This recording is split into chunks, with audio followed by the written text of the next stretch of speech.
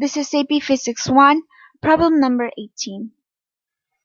So today we'll be using momentum method, which has 9 steps.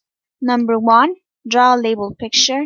Number 2, determine the positive or negative directions. Number 3, draw bar graphs. Number 4, write a momentum conservation statement like momentum is conserved.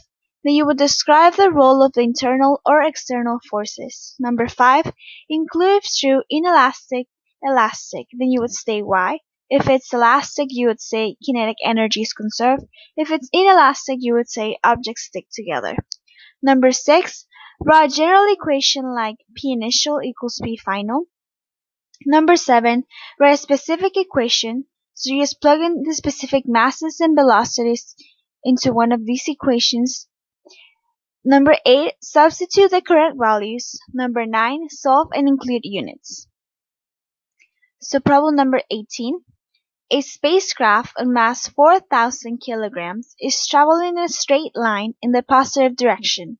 Engines can be fired, so the force exerted on the spacecraft is in the positive or negative direction.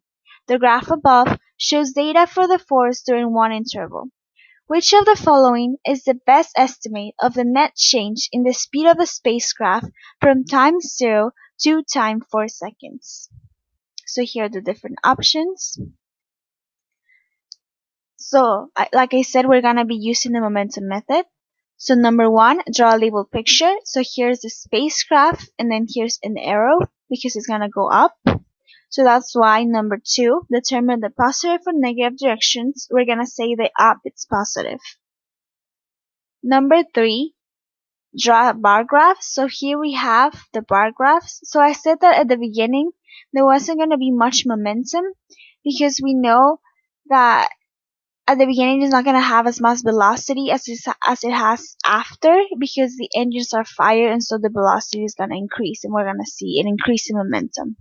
That's why in number 4, write a momentum conservation statement like momentum is conserved and describe the role of internal and external forces. So in this case, like I said, there's going to be a change in momentum, so that's why we say that momentum is not conserved due to the outside forces. So we know there's going to be a force exerted on the spacecraft, which is going to affect the system. Number 5, include if true, inelastic, elastic, and state why kinetic energy is conserved or objects stick together. So in this case, since momentum is not conserved, then we say there's none. Number 6, draw a general equation like P initial equals P final, which is the initial momentum equaling the final momentum, but in this case, we're actually going to see a change in momentum, so that's why we use this equation, which is the P final minus the P initial, or the force times the time. And all of this is also known as the impulse.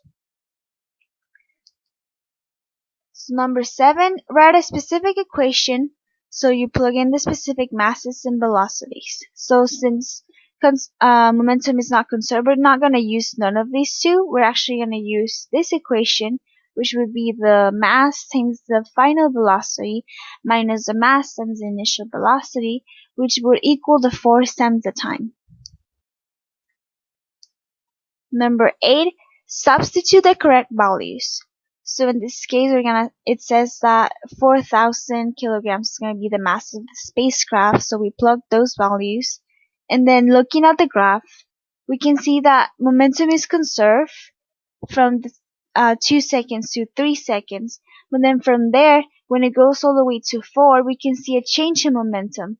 So we're going to say that it's going to be 500 newtons. So it doesn't matter that this is negative because it's actually going in the positive direction. And then we're going to say there's 1 second because this is the second in which the momentum is changing. And then number 9, solve and include units. When we solve for the change in momentum, we can see that this is 0.125 meters per second. Thus, B is going to be the correct answer because the change in momentum, or also known as the impulse, is equal to the force times time, and when you solve for the change in speed, it equals 0.125 meters per second, so the closest value to the actual answer is option B.